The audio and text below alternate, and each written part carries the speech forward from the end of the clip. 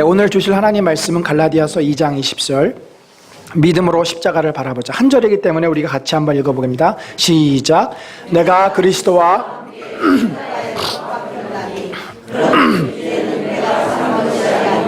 오직 내 안에 그리스도께서 사시는 것이라. 이제 내가 이 가운데 사는 것은 나를 사랑하사 나를 위하여 자기가 죽은 것이신 하나님의 아들을 믿는 믿음 안에서 사는 것이라. 아멘. 여러분들, 제 머리 뒤에 십자가가 있습니다. 이 십자가는 어느 귀한 분이 이렇게 작품으로 만들어 주신 겁니다. 그래서 아마 다른 곳에서는 볼 수 없이 좀 독특한 모양을 하고 있고, 여느 십자가와는 조금 다르리라고 봅니다. 그렇지만 우리가 십자가는 역시 십자가이고, 십자가를 바라보는 우리의 마음, 특별히 우리 기독교, 개신교에서 십자가의 의미가 무엇인지는 우리가 분명히 늘 깨닫고 또 그 십자가의 신앙을 우리들이 가져야 할 줄로 믿습니다.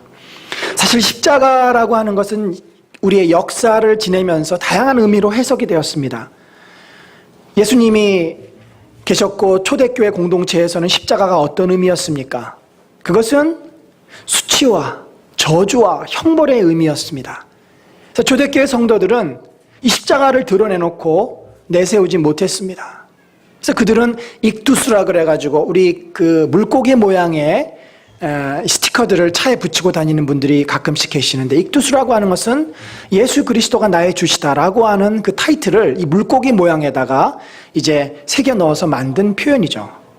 그래서 초대교회는 십자가가 저주와 형벌과 수치의 모습이었습니다. 그러나 이제 이 기독교가 로마의 공식적인 공인을 받으면서 점차 어떻게 됩니까? 세상의 권력과 부를 소유하면서 타락하기 시작하죠.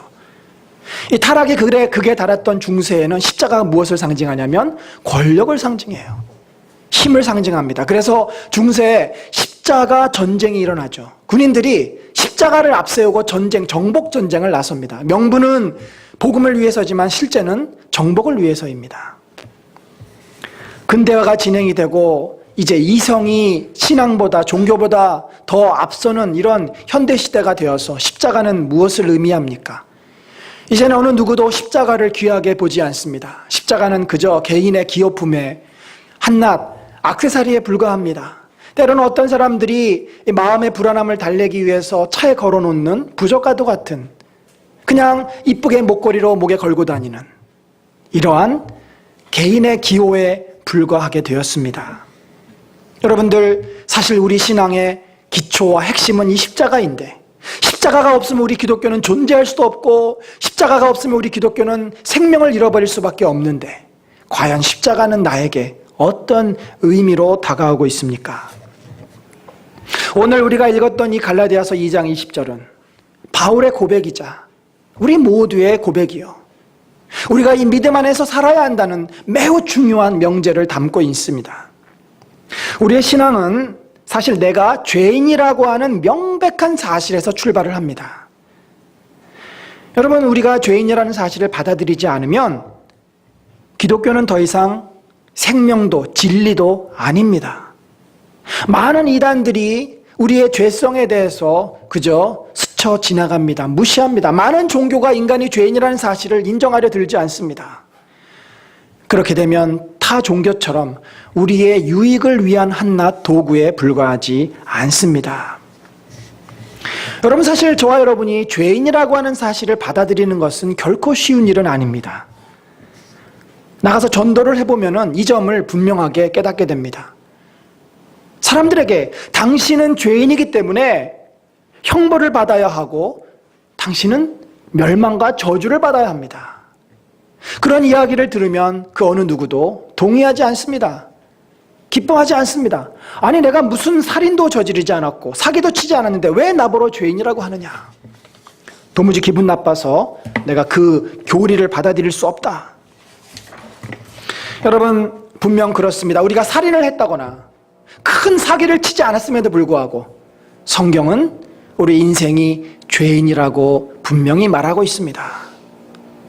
에밀 브루너라고 하는 신학자는 죄에 대해서 이렇게 이야기를 합니다. 죄라는 것은 인간이 교만해져서 하나님과 같아지려고 하는 욕망이라. 하나님처럼 높아지려고 하는 욕망이 죄의 본성이다. 우리는 스스로 자율성을 주장했습니다. 그리고 하나님에 대해서 독립을 선언하고 하나님으로부터 멀리 떠났습니다. 바로 이것이 죄의 핵심이죠. 사실 인간이 자율성을 주장하는 이면에는 무엇이 있습니까? 내 마음대로 하려고 하는 그러한 욕망이 가득 차 있습니다. 인간을 다스리는 하나님의 위치에서 벗어나서 오히려 하나님을 대적하고 하나님을 싫어하고 내가 내 인생의 주인이라고 선언하는 것이 이 죄성의 가장 핵심적인 부분입니다. 따라서 이 죄는 심각하다 못해 아주 치명적입니다.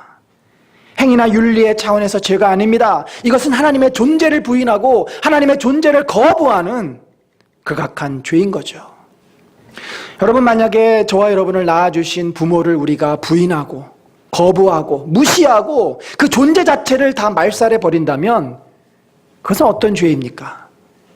인간이 저지를 수 있는 인륜 죄 가운데 가장 큰 죄일 것입니다. 자기 부모를 무시하고 거역하고 거부한다는 것.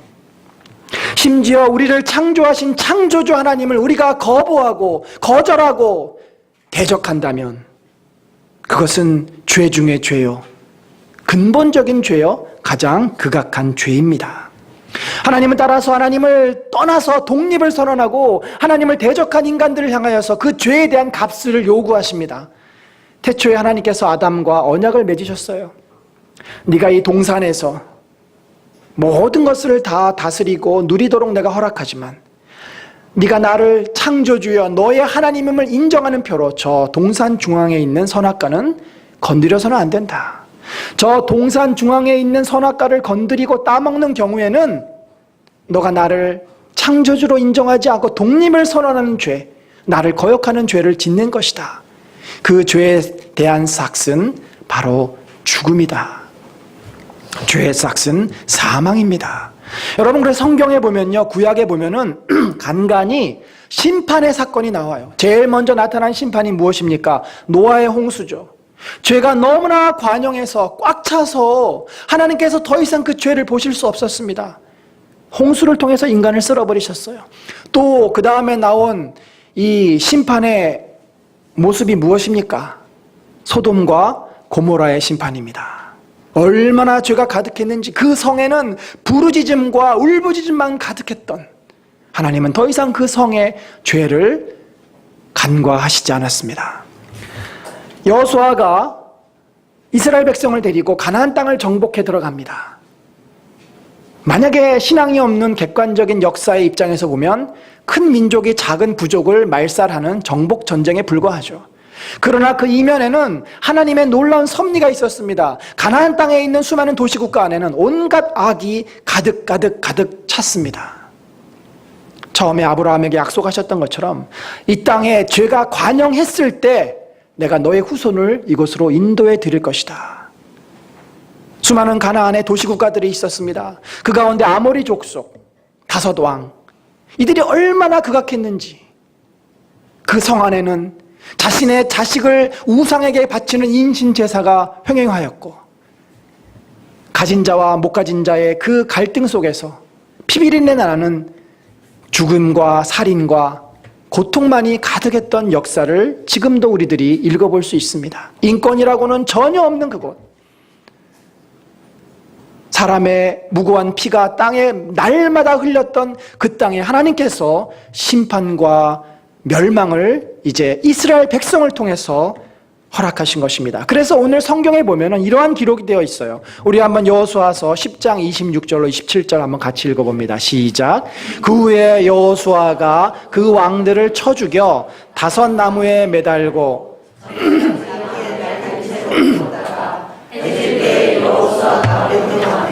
그들의 시체를 나무에서 내려 그들이 숨었던 물 아래를 던지고 물거기를 큰 돌로 막았더니 오늘까지 그대로 있더라. 여호수아는 단순히 그 5 왕을 죽였다라고 기록하지 않습니다. 그들을 나무에 매달아 두었다. 이 나무에 매달아 두었다라고 하는 것은 뭡니까? 나무에 달린 자마다 저주를 받았다라고는 뜻이죠. 그들의 죄에 대해서 하나님은 정확하게 심판하신 것입니다. 저들은 저주받은 자입니다. 여러분, 사실 우리도 이렇게 나무에 달려야만 돼요. 우리의 죄 때문에 우리도 저주를 받아야만 합니다. 그런데 어떻게 됐습니까? 아무리 내 자식이 못나고 못돼도 내 자식에 대해서는 부모가 책임을 지고 관대할 수밖에 없습니다. 하나님께서는 누구이십니까? 우리의 아버지십니다. 우리를 창조하신 분입니다. 그래서 아담과 하와가 인간이 하나님을 떠나고 하나님 앞에 불순종하였지만, 하나님 앞에 반역하였지만, 그러나 하나님은 인생에게 죄를 직접 묻지 않으셨습니다. 저와 여러분이 받아야 될 이 죄에 대한 형벌, 이것을 그 누군가에게 대신 요구하셨습니다. 로마서 3장 25절 우리 한번 다시 읽습니다. 시작. 하나님께서 이 예수를 사람에게 속죄물로 주셨습니다. 하나님께서 이렇게 하신 것은 사람들이 죄까지 지은 죄를 너그럽게 도와주심으로 자기의 의를 나타내시려는 것입니다. 아멘. 네, 그렇습니다. 내가 받아야 할 형벌과 저주를 누가 대신 받았습니까? 갈라디아서 3장 13절에는 이렇게 기록되어 있습니다. 그리스도께서 우리를 위하여 저주를 받은 바 되사 율법의 저주에서 우리를 속량하셨다. 여러분, 바로 이것이 하나님 아버지의 사랑입니다. 저와 여러분이 받아야 될 그 죄를 대신 예수 그리스도에게 받게 하셨습니다. 그런데 참 놀라운 표현이 있죠. 오늘 우리가 읽었던 이 성경 말씀에는 어떻게 돼 있어요? 우리 한번 20절 그 앞부분 다시 한번 같이 읽어봅니다. 시작. 내가 그리스도와 함께 십자가에 못 박혔나니. 내가 십자가와 함께 못 박혔다. 아니, 예수님께서 혼자 십자가에 달리신 거 아닙니까? 저와 여러분은 십자가에 달리지 않았어요. 어떻게 이런 일이 있을 수 있습니까? 사실 이 문자적으로 보면 이 말은 옳은 말이 아닙니다. 틀린 말입니다. 못 박힌 분은 예수 그리스도십니다. 우리는 전혀 그 근처에도 가보지 못했습니다. 물론 성지순례를 다녀온 분들은 그 예수님이 십자가 달린 그 땅을 밟기는 했습니다. 그렇지만 우리가 뭐 그 십자가에 전혀 가본 일도 없고 박힌 일은 전혀 없죠. 그럼에도 성경은 저와 여러분이 예수님과 함께 십자가에 못 박혔다라고 말을 합니다. 우리는 전혀 십자가의 저주와 형벌을 받지 않았는데도 예수님께서 내 대신, 우리 대신에 받아주셨기 때문에 우리가 형벌 받은 것으로, 십자가에 달린 것으로 하나님께서 그렇게 인정해 주시는 것입니다. 그렇게 여겨주시는 것입니다. 이것이 바로 죄의 전가다. 트랜스미션. 나의 죄가 예수님에게 옮겨졌다. 죄의 전가에 대해서 구약성경 이사야서는 너무나 잘 표현을 하고 있어요.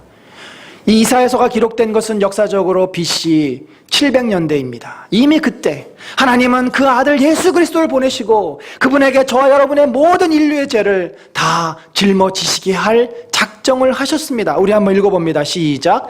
그는 실로 우리가 받아야 할 고통을 대신 받고 우리가 겪어야 할 슬픔을 대신 겪었다. 그가 찔린 것은 우리의 허물 때문이고 그가 상처를 받은 것은 우리의 약함 때문이다. 그가 징계를 받음으로써 우리가 평화를 누리고 그가 매를 맞음으로써 우리의 병이 나았다. 우리는 모두 양처럼 길을 잃고 각기 제 갈 길로 흩어졌으나 주께서 우리 모두의 죄악을 그에게 지으셨다. 그에게 담당시키셨다 하는 말씀이죠. 사랑하는 성도 여러분, 십자가는 예수 그리스도에게 저주의 표시였습니다. 그러나 우리에게는 사랑의 표시입니다. 십자가는 예수에게 심판과 추역과 형벌의 자리이지만 저와 여러분에게는 하나님의 자비와 긍휼과 한없는 은혜의 자리입니다. 여러분, 우리가 아무런 대가 없이 십자가의 형벌에서 면제된 것이 아닙니다. 내가 달려야 할 그 십자가에 우리 예수님이 대신 달리셨습니다. 내가 맞아야 할 그 매를 우리 예수님이 대신 맞으셨습니다. 내 살이 찢겨야 했고 내 피가 흘려야만 했습니다. 그러나 그 대신 예수님의 몸이 찢기셨고 예수님의 피가 흘려졌습니다. 내가 고통 가운데 죽었어야만 했지만 예수님은 온갖 모욕을 당하시고 처절한 고통 가운데 저와 여러분을 대신해서 죽으셨습니다. 여러분, 이 사실을 믿으십니까? 누가 이 놀라운 은혜를 받을 수 있을까요? 예수님이 우리를 위해 십자가에 죽으시고 부활하신 것을 믿는 자가 바로 이 놀라운 은혜를 누릴 수 있습니다. 십자가 사건을 역사적 사실로 받아들이고 예수님의 사랑을 마음으로 믿는 자, 예수 그리스도의 그 십자가의 축복과 은혜를 믿음으로 받아들이는 자에게 이 사실이 그대로 적용되어지며 우리도 함께 십자가에 달린 것으로 주께서 인정해 주십니다. 사랑하는 성도 여러분, 당신은 예수님이 나를 사랑하사 나의 죄를 용서해 주시기 위해서 십자가에 죽으시고 부활하셨음을 믿으십니까? 그것을 진심으로 마음에 받아들이십니까? 이 놀라운 은혜를 믿음으로 받아들이는 자에게는 죄사함의 축복이 주어주신다고 약속하고 있습니다. 저는 우리 은혜 나눔 공동체에 나오는 모든 성도들이 이 구원에 이르는 십자가의 축복, 십자가의 은혜, 십자가의 사랑을 믿고 구원받기를 간절히 축원합니다.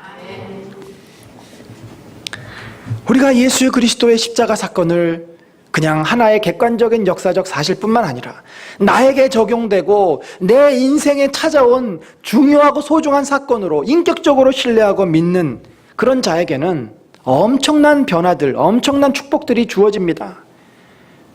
가장 먼저 찾아오는 놀라운 은혜는 무엇입니까? 바로 죄사함의 축복입니다. 우리 로마서 5장 9절 한번 읽어봅니다. 시작. 그러면 이제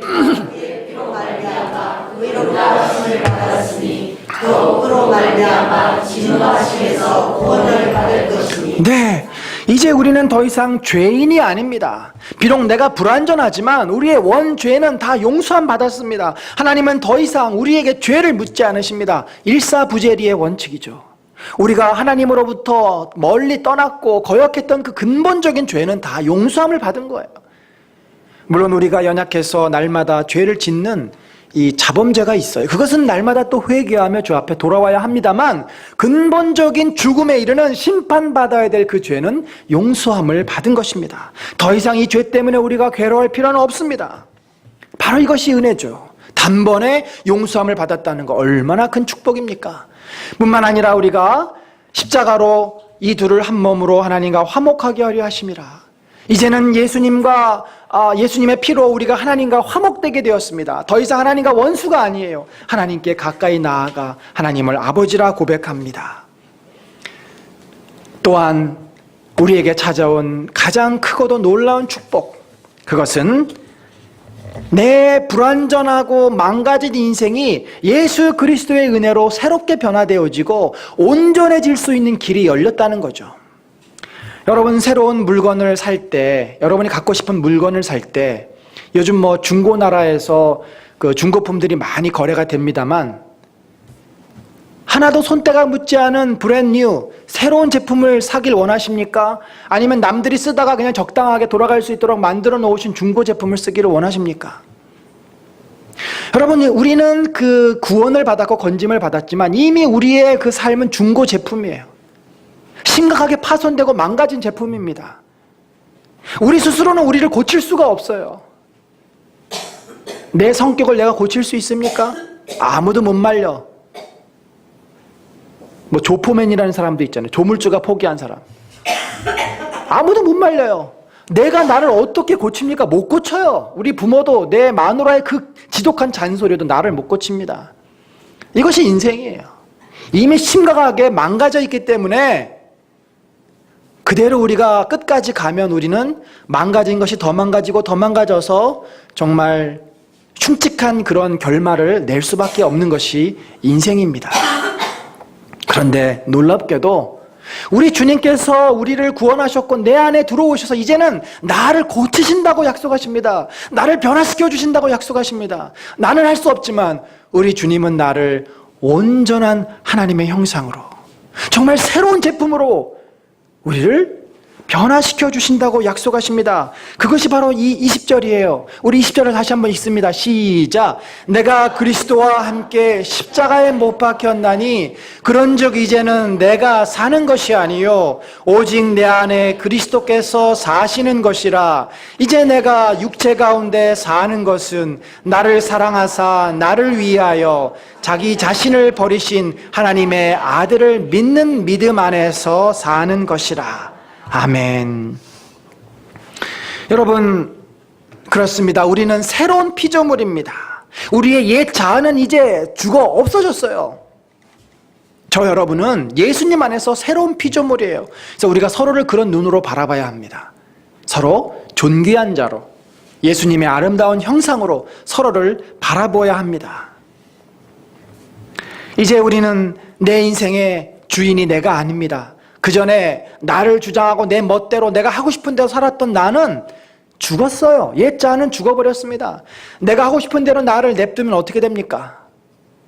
자유가 방종이 되고 죄를 짓는 자유만 누리게 되죠.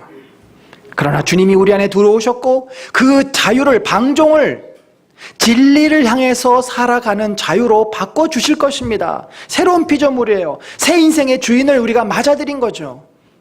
여러분, 기업도 그렇지 않습니까? 큰 소리만 뻥뻥 치고 재무제표는 엉망인 기업이 M&A를 하면은, M&A를 당한 그 기업은 어떻게 됩니까? 아무런 기약이 없죠. 며칠 후에 역시 같이 망하는 겁니다. 그러나 현금을 쌓아놓고 엄청난 재력이 있는 회사가 M&A를 하면 다 쓰러져 가는 회사도 살아나는 겁니다. 우리를 누가 M&A 했어요? 예수 그리스도께서 우리를 살리시고 건지셨어요. 그러면 내 인생의 주인은 누구입니까? 내가 내 인생을 경영하면 나는 결국은 망쳐 먹습니다. 다 말아 먹습니다. 그러나 주님이 나를 경영하시고 나를 주장하시고 나를 이끌어 가시면 우리의 인생이 놀랍게 변화되는 거죠. 지금 이 말씀은 그것을 강하게 주장하고 있습니다. 그런데 오늘 여러분과 함께 고민하고 싶은 문제가 있어요. 저는 이 바울이 그래서 이 구절을 삽입하지 않았나 봅니다. 여기 중간에 보면은 이제 내가 육체 가운데 산다 이런 표현이 있어요. 이제 육체 가운데 산다. 여러분, 이 육체라고 하는 것은요, 참 우리가 어떻게 할 수 없는 우리의 한계입니다. 인간의 한계예요. 육체의 특성이 있습니다. 사실 우리의 옛 자아는 원리적으로는 죽었죠. 그러나 그 영향력이 그대로 남아 있습니다. 우리는 원죄에 대해서는 용서를 받았지만 그 죄의 성품은 아직도 우리 가운데 그대로 남아서 우리를 주장하려 듭니다. 이 죄성의 3종 세트가 있어요. 항상 같이 붙어 다니는 3종 세트. 이 마음의 욕망, 탐욕의 세트. 두 번째, 육신의 욕망, 정욕. 세 번째, 영혼의 욕망, 교만함. 탐욕과 정욕과 교만함이 똘똘 뭉쳐져서 우리의 죄를 구성하고 있는 거죠. 이 3종 세트. 이거 어떻게든지 처분해야 되는데 이게 잘 처분이 안 돼요. 마음의 허한 그 탐욕 때문에, 탐심 때문에, 부족감 때문에 얼마나 우리가 많은 것을 잡으려 하고 살아가고 있습니까? 쓸데없는 것에 신경 쓰고 그것 붙잡으려고 허송세월하고 있지 않습니까? 육신의 욕망, 이 말초적인 쾌락을 누리기 위해서 얼마나 우리가 우리에게 좋지 않은 것에 빠져들어 살고 있습니까? 영혼의 욕망, 하나님처럼 높아지고 싶은 그 교만함이 꺾어질래야 꺾어지지 않은 채 끝까지 고개를 빳빳이 들고 사는 이 죄성. 도대체 이 죄성의 3종 세트를 우리가 어떻게 해야 할까? 도무지 우리의 힘으로는 이것을 감당할 수도 다스릴 수도 없습니다.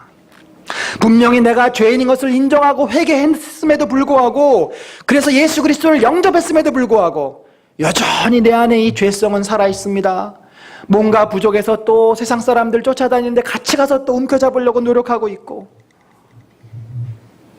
또 육신의 즐거움을 따라서 나도 모르는 사이에 걸어가고 있고, 내 교만한 자는 그대로 살아남아서 하나님 앞에 고개를 뻣뻣이 들고 있는 모습을 봅니다. 어떻게 이 문제를 우리가 해결할 수 있겠습니까? 여러분, 가시나무새라고 하는 그 노래가 있습니다. 가사가 이렇습니다. 내 속엔 내가 너무도 많아. 당신의 쉴 곳 없네. 내 속엔 헛된 바람들로 당신의 편할 곳 없네. 내 속엔 내가 어쩔 수 없는 어둠, 당신의 쉴 자리를 뺏고, 내 속엔 내가 이길 수 없는 슬픔, 무성한 가시나무 숲 같네. 내가 너무나 살아서 내가 나를 자꾸 주장하고 내가 하고 싶은 대로 살려고 몸부림치다 보니까 우리 주님은 우리 안에서 몸둘 바를 모르시고 계신 거죠. 어떻게 해야 됩니까? 어떻게 해야 됩니까? 이것은 내 힘으로는 도무지 해결할 수가 없습니다. 나에게 힘이 주어지면요, 권력이 주어지면 우리는 내 마음대로 휘두르려고 합니다. 저는 그런 모습을 봐요. 가난하고 힘없고 이럴 땐 사람이 참 겸손해져요. 그래서 하나님도 잘 찾고 남들한테 큰 소리도 안 치고, 그런데 좀 뭔가 이루어지고 성취하고 손에 들어온 것이 있고 권력이 주어지면 금세 우리는 옛날의 모습으로 돌아갑니다. 옛날의 모습으로 돌아가요. 그 죽어 있는 것 같은 그 자아가 다시 살아나서 다시 자기 마음대로 모든 것을 휘두르려고 하는 그러한 어리석은 모습을 갖게 됩니다. 바울은 그래서 뭐라고 고백합니까? 그가 나는 날마다 죽노라. 내가 날마다 죽노라. 나를 쳐서 복종시킨다. 여러분, 우리가 죽지 않고서는, 이 옛 자아가 날마다 죽지 않고서는 하나님의 은혜를, 예수 그리스도의 새로운 회복의 역사를 경험하기가 어렵습니다. 주님은 나를 고쳐주시려고 옆에서 노력하고 계시는데, 성령께서는 나를 변화시키려고 애를 쓰고 계시는데, 우리가 어떻게 하고 있어요? 좀 저리 좀 가세요. 나 바빠요. 지금 나 이거 해야 돼요. 내가 당신 말씀 들을 시간이 어디 있어요? 나 이거 하고 싶어요. 우리는 여전히 세상의 즐거움을 향해서 달려가고 세상의 헛된 것을 잡으려고 하고 있고, 여전히 하나님의 말씀을 순종하기보다 내 마음대로 내가 하고 싶은 그 욕구대로 살려고 하는 그 몸부림을 날마다 치고 있습니다. 그래서 바울이 오늘 이 말씀을 통해서 우리에게 결론적으로 주신 말씀은 그거예요. 자, 보세요. 우리 20절 맨 마지막 부분 한번 다시 읽어보겠는데요. 자, 밑에서 세 번째 줄, 나를 사랑하사, 시작. 나를 사랑하사 나를 위하여 자기 자신을 버리신 하나님의 아들을 믿는 믿음 안에서 사는 것이라. 여러분, 뭐라고 고백합니까? 신앙이라고 하는 것은요, 하나님의 아들을 믿는 믿음 안에서 사는 것이다. 우리가 믿음을 떠나면 결국 남는 것은 나밖에 없습니다. 하나님의 아들을 믿는 믿음, 그것이 요한복음 표현에 의하면 바로 포도나무 가지에 붙어있는 삶이에요. 우리가 예수 그리스도 안에 있는 삶. 신앙이라고 하는 것은 내가 불완전하고 내가 죄인이고 내가 부족하기 때문에 내가 나를 의지해서 내 생각대로 살면 결국은 망할 것이기 때문에 나를 좀 옆으로 제쳐놓고 내려놓고 포기하고 주님을 붙잡는 게 신앙입니다. 우리 하나님을 의지하는 게 신앙의 삶입니다.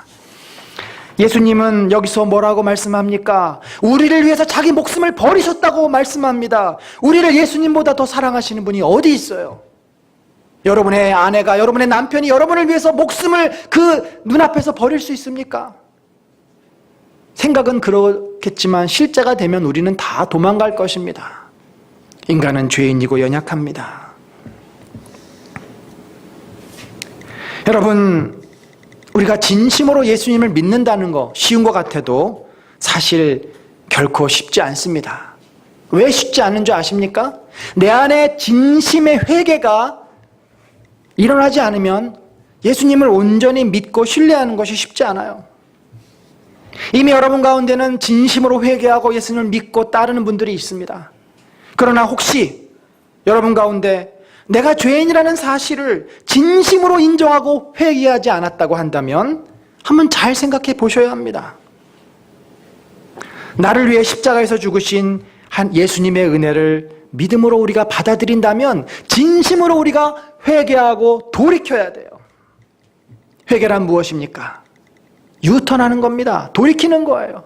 그전에 내 마음대로 살고 내 멋대로 살고 내가 내 세상의 중심이었던 삶에서 예수님 중심으로 돌이키는 것입니다. 이제는 주님을 기억하고 주님을 생각하고 그래서 예배도 드리고 비록 여전히 내가 하고 싶은 대로 살지만 삶의 방향이 틀려지는 거죠. 턴할 수 있는 것이 바로 회개이고 회개의 열매입니다.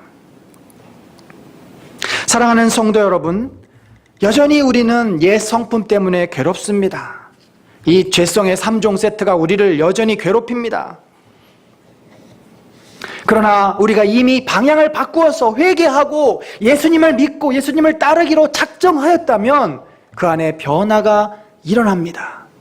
서서히 세상을 그렇게 좋아하고 세상의 즐거움을 그렇게 탐닉하던 내가 부담스러워지고 싫어지고 자꾸 놓으려고 하고 5번 술자리에 가던 사람이 4번 술자리에 가고 또 그전에는 내 이익만 눈앞에 가득가득 찼던 사람이 내가 이것이 정당하고 정직하지 않은 방법이라고 깨달아졌을 때 그것을 놓으려고 하는 마음이 생기고 매번 내가 하고 싶은 대로 내가 원하는 대로 살지만 주일이 되면 예배를 드려야 하지 하나님을 기억하고 이렇게 서서히 변화가 우리 안에 일어나게 됩니다. 그 변화는 너무나 더뎌서 마치 내가 예수님을 안 믿는 것처럼 느껴질 수도 있습니다. 그러나 주님은 우리를 끝까지 기다리십니다. 주님 앞에 온전히 우리가 회개하고 변화되고 회복할 때까지 기다리세요. 그건 걱정하지 마세요. 주님은 오래 참으시는 분입니다. 사랑하는 성도 여러분, 중요한 것은 내가 진심으로 예수 그리스도를 믿는가 하는 것이죠. 진심으로 믿는가? 여러분, 여러분의 아내를, 남편을, 자녀를 진심으로 믿고 계십니까? 그렇다고 한다면 가족 간에 진정한 관계와 회복이 일어납니다. 우리가 사람을 진심으로 믿지 못하면 저 사람과 나는 인격적인 관계가 성립될 수가 없어요. 여러분이 예수 그리스도를 진심으로 믿고 받아들이시면 예수 그리스도께서 우리 안에 계시고 우리를 온전한 모습으로 변화시켜 주실 것입니다. 이제 말씀을 맺겠습니다. 십자가는 저와 여러분에게 무엇입니까? 어떤 의미입니까? 그것은 나의 죄에 대한 심판과 형벌의 상징입니다. 우리는 십자가 앞에 서서 내 죄를 깨달아야 돼요. 내가 죽어야 될 죄인이구나. 내가 형벌받아야 될 죄인이구나. 그렇지만 십자가를 계속 묵상하는 가운데 그곳에서 하나님의 은혜와 예수 그리스도의 사랑을 또 우리가 깨닫습니다. 주님이 내 대신 저 십자가에 달리셨고 저곳에서 내 죄를 용서해 주셨구나. 하나님께서 나를 의롭다고 불러주셨구나. 사랑하는 성도 여러분, 십자가는 우리에게 치욕이지만 주님에게는 은혜여 축복입니다. 우리가 그 축복을 받아 누렸습니다. 얼마나 감사한 일입니까? 그러나 여전히 우리 안에 무엇이 있습니까? 갈등이 있습니다. 내 안에 있는 옛 성품과 새롭게 변화된 내 새 자아 사이에 갈등이 있어요. 바울은 그래서 이것을 옛사람을 벗어버리고 새로운 사람을 날마다 입어라라고 우리에게 권면합니다. 우리가 어떻게 옛 성품을 죽이고 날마다 나를 죽이고 예수님을 신뢰하며 믿고 의지할 수 있습니까? 오늘 본문은 믿음으로라고 우리에게 말씀합니다. 사랑하는 성도 여러분, 예수 그리스도를 신뢰하고 믿음으로 사십시다. 내 힘과 내 생각과 내 의지와 내 마음대로 살려고 하는 순간 예수님은 여러분 옆에 더 이상 계실 수가 없습니다. 예수님은 말씀하실 수도 없고 여러분을 도와드릴 수도 없고 여러분에게 아무런 영향력을 미칠 수도 없습니다. 내 입을 닫고 내 멍청한 생각을 내려놓고 내 어리석은 판단을 중지하고 주님의 뜻이 무엇인지 묻고 주님이 나를 향해서 2팔을 벌릴 때 그 팔을 잡고 그분의 인도를 받는다고 한다면 주님이 우리를 망하게 하시겠습니까? 예수님이 우리를 고통 가운데로 밀어쳐 넣으시겠습니까? 아닙니다. 우리 주님은 저와 여러분을 사랑하셔서 우리를 회복의 자리로 인도해 가십니다. 우리를 더욱더 아름답고 강건하고 축복의 자리로 우리를 인도해 가실 줄로 믿습니다. 그러한 은혜가 예수 그리스도를 날마다 바라봄으로 주님의 회복의 은혜가 저 여러분의 삶 속에 날마다 넘치시기를 우리 구주 예수 그리스도의 이름으로 간절히 축원합니다. 우리 같이 기도합시다. 기도할 때 주님, 나의 믿음이 연약합니다.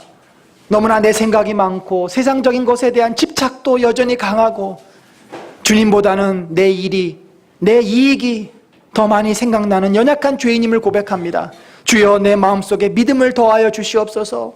하나님을 더욱더 기억하게 하시고 생각하게 하시고 묵상하게 하시고 주님을 사랑하는 마음도 주시고 주님의 말씀을 붙잡고 의지할 수 있는 겸손함과 연약함도 주시옵소서. 우리 마음속에 진실한 믿음을 더하여 주시옵소서. 같이 기도하겠습니다.